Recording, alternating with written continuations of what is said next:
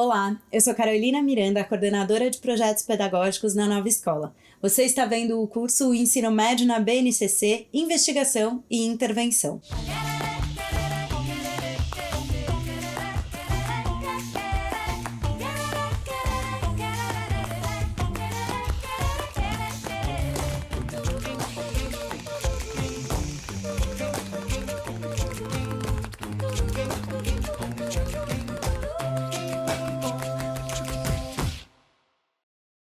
Como promover nos estudantes o pensamento crítico, tanto em relação à realidade do seu entorno, quanto a questões globais, promovendo ações que visem mudanças reais? Nos vídeos iniciais, vimos que uma das grandes novidades do ensino médio são os itinerários formativos, e que eles devem ser organizados a partir de um ou mais eixos estruturantes. Por isso, nessa parte do curso, vamos aprofundar nossos conhecimentos sobre o eixo Mediação e Intervenção Sociocultural. Nesse vídeo, o Paulo Cunha, que é professor de Ciências da Natureza e especialista em currículo e formação de professores, nos conta o que está previsto de ser desenvolvido no eixo Mediação e Intervenção Sociocultural e dá dicas de como ele pode ser trabalhado na escola.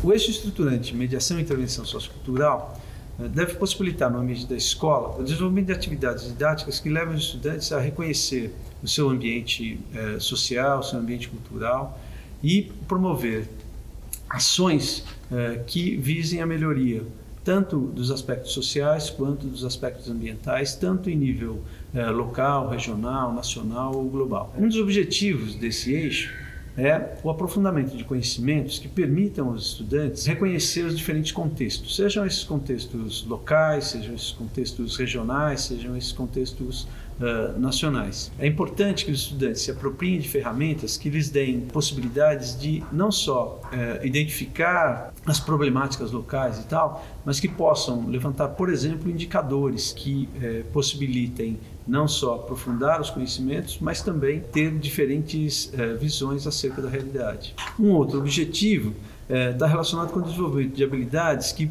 permitam aos estudantes desenvolver seus mecanismos de convivência e seus processos de interação sociocultural. Um terceiro objetivo tem a ver com promover ações que levem a melhorias na qualidade, seja na qualidade de vida, na qualidade ambiental ou nas relações que se estabelecem entre os indivíduos, a natureza, entre os indivíduos e sua cultura. O foco pedagógico desse eixo estruturante está relacionado ao desenvolvimento de situações didáticas que levam o estudante a reconhecer no seu contexto diferentes situações que possam ser problematizadas e sejam promotoras de aprendizagem para esses estudantes. Então, por exemplo, se a gente considerar que o estudante deva reconhecer diferentes níveis em relação aos contextos relacionados ao seu dia a dia, à sua vida e tal, seria importante, por exemplo, que ele pudesse entender o seu contexto mais local, próximo à escola, à sua comunidade e assim por diante, e também de que maneira a escola, a sua comunidade está relacionada com contextos mais amplos, da cidade, do município, do estado, do país e assim por diante. Da mesma forma, a gente pode pensar as questões ambientais. Se a gente olhar para as questões ambientais que dizem respeito ao dia a dia dos estudantes, então, por exemplo, a questão envolvendo poluição, a questão envolvendo diversidade biológica e tal, isso pode ser visto no seu contexto de escola, isso pode ser visto no seu contexto regional, dos ecossistemas locais, dos biomas mais amplos e assim por diante. É muito importante que os estudantes reconheçam que a escola é um espaço de reflexão sobre seu próprio contexto, sua própria vida e assim por diante. Portanto, fazer com que a escola estruture situações didáticas a partir desses diferentes contextos, nos quais os estudantes se reconheçam, uma forma que favorece, em grande parte, a ação dos estudantes. É preciso entender que os jovens, nessa faixa etária, envolvendo aí o ensino médio e tal, acabam se despertando por uma série de interesses e por uma série de temas e tal, que envolvem tanto a sua realidade, sua condição pessoal, como também questões mais abrangentes. Então é muito comum, por exemplo, nessa faixa etária, os jovens se interessarem por culturas que às vezes estão muito distantes dele. Comum no ambiente da escola, muitas vezes, questões relacionadas à música produzida em diferentes locais, ou a movimentos artísticos relacionados tanto a aspectos regionais quanto aspectos de outras regiões do planeta surjam com o interesse desses estudantes. Por um lado, os estudantes estão mobilizados para esses temas, para essas questões. Por outro lado, muitas vezes essas questões não têm um espaço para que elas possam ser refletidas de uma forma mais coletiva e dialogada com diferentes atores. É nesse ponto que a escola pode incidir com muita propriedade.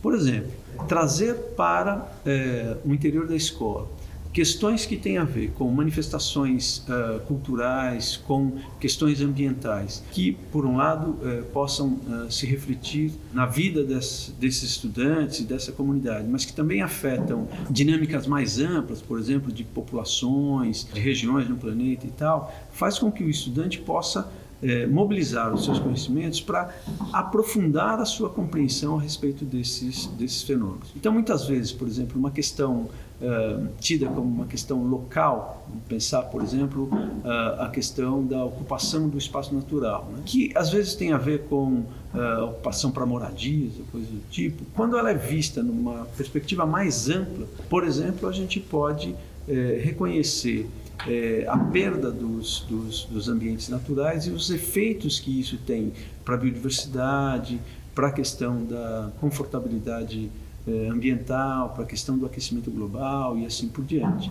Portanto, esse exercício de olhar as questões numa perspectiva local e ter possibilidades de levar os estudantes a uma reflexão mais ampla e geral é uma forma de promover e aprofundar os conhecimentos a respeito disso. É importante considerar que esse eixo estruturante ou atividades baseadas nesse eixo estruturante promovam situações nas quais os estudantes se sintam em condições de refletir essas questões a partir de suas vivências, a partir de suas realidades, mas que também se sintam empoderados no sentido de pensar em possíveis soluções, de discutir essas soluções e a viabilidade de colocar em prática essas soluções. Pensar em situações a partir desse eixo estruturante é possibilitar que os estudantes possam, num determinado momento, olhar para esses diferentes contextos, reconhecer quais são as problemáticas, levar essas problemáticas para o interior da escola, discutir com diferentes atores, identificar diferentes possibilidades de intervenção e de análise dessas problemáticas, poder identificar soluções possíveis e plausíveis e, na medida do possível, implementar tais soluções. E qual o seu papel enquanto professor na estruturação de atividades pautadas nesse eixo estruturante? Bom, uma boa perspectiva é de que, novamente, quer dizer, pensar na ação do professor como uma ação mediadora, né? É importante, por exemplo, que o professor identifique claramente qual é o contexto no qual do qual seus estudantes são provenientes. Quais são as referências culturais desses estudantes? Quais são as características da comunidade de onde esses estudantes vêm e assim por diante? Da mesma forma, por exemplo, é importante que o professor reconheça quais são os diferentes atores, por exemplo, quais são as instituições que de uma determinada forma poderiam fazer parcerias com a escola, com os professores e tal, para que os estudantes tenham uma melhor inserção e uma melhor análise desses contextos. É importante, por exemplo, que os estudantes sejam entendidos como atores importantes nesse processo. Então, se a gente tem uma situação, por exemplo, na qual há uma determinada comunidade que gera um determinado tipo de resíduo, vamos pensar, por exemplo, sobras de madeiras ou conchas de mariscos ou coisas do tipo, né? É mais sensato que esses estudantes, por conviverem com isso todos os dias, por terem vivências em relação a isso, que eles consigam pensar em soluções mais práticas, viáveis e baratas do que se um agente externo chegar nessa comunidade ou nesse contexto. Portanto, aproveitar as experiências de vida desses estudantes, problematizando essas experiências e colocando os estudantes como agentes que podem pensar e propor novas ações a meu ver, uma ferramenta bastante importante nesse caso, né? Um caso emblemático é o de uma comunidade numa região de Cerrado, no centro-oeste brasileiro, qual os estudantes, a partir de situações escolares, puderam revisitar a diversidade biológica local. Ao revisitar a diversidade biológica local, puderam, por exemplo, identificar plantas que eram utilizadas em diferentes contextos pelos moradores e tal, seja para medicamentos e coisas do tipo. E a partir disso desenvolveram um projeto para retirar essências de algumas plantas e aí desenvolveram produtos cosméticos como sabonetes e alguns cremes e tal. Isso revela uma coisa bastante interessante, que é como que aquela diversidade biológica, que sob o ponto de vista da área da ciência, por exemplo, das ciências da natureza, é tão valorizado, mas que em determinadas situações pelas próprias comunidades não são valorizadas, a partir da intermediação da escola passam a ter um outro valor para a própria comunidade. E, ao mesmo tempo, o fato desses estudantes se interessarem pelo tema, aprofundarem o tema, geram novos conhecimentos que, muito provavelmente, vai desencadear em conhecimentos não só para aquela comunidade, mas também para as pessoas de modo geral. Outro exemplo de atuação de estudantes diz respeito à intervenção em instituições sem fins lucrativos ou instituições públicas. Tem um caso emblemático a respeito disso, que é o caso de uma casa de idosos, nos quais os estudantes entraram em contato e, a partir de conversas e a partir de observações, verificaram que uma das grandes questões dizia respeito a banho de luz solar. Então, ao analisar o problema, eles puderam propor para a instituição um rodízio de camas e um rodízio de locais que permitisse que os diferentes idosos pudessem ter seus banhos de luz solar ao longo do dia. Um outro exemplo de intervenção sociocultural é o que ocorreu numa escola no interior da Paraíba, uma comunidade na qual a presença de pássaros, principalmente de pombas e tal, tinha, por exemplo, alguns parasitas de pele que desenvolviam algumas dermatites e tal nos estudantes. Qual foi a intervenção possível? Quer dizer, olhando a questão, como o hábito das pessoas no local, essa questão da própria estrutura da escola e tal, o que os estudantes puderam perceber era que como é que eles poderiam atuar sem comprometer os pássaros, mas ao mesmo tempo garantindo uma certa segurança para a comunidade local. O que eles fizeram foi pensar uma coisa bastante simples, que é utilizar pequenas caixas de som com determinadas frequências de som para, ao longo do dia e tal, espantar os pássaros e tal do local. Isso possibilitou uma melhoria considerável no ambiente daquela escola, né? Esses exemplos, eles mostram uma coisa que é bastante importante na mediação e intervenção sociocultural. É importante que os estudantes estejam mobilizados para identificar as questões que estão postas nos seus contextos. Um outro ponto importante é que eles tenham espaços para poder refletir, ouvir diferentes opiniões e construir possíveis explicações e soluções para essas questões. E, posteriormente, possam elaborar essas soluções, pondo em prática ou propondo para agentes que possam colocar em prática essas soluções. Então, professor, esse eixo estruturante, ele requer que você mobilize determinadas habilidades em relação, por exemplo, a resgatar no conjunto dos estudantes quais são as suas vivências, quais são as suas relações com o ambiente no qual eles vivem.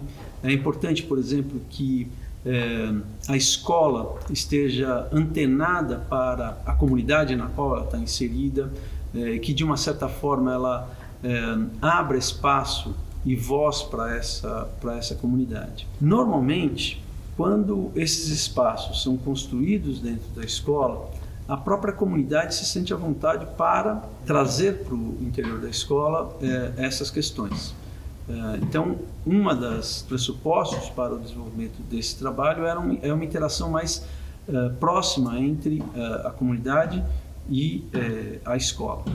Em relação ao planejamento de situações didáticas, creio que o ponto mais importante é mapear no entorno da escola quais são as instituições possivelmente parceiras para que haja um intercâmbio entre a escola e a comunidade. Essas instituições muitas vezes podem ser instituições públicas, mas muitas vezes podem ser instituições sem fins lucrativos ou instituições locais que tenham impacto sobre a vida das pessoas.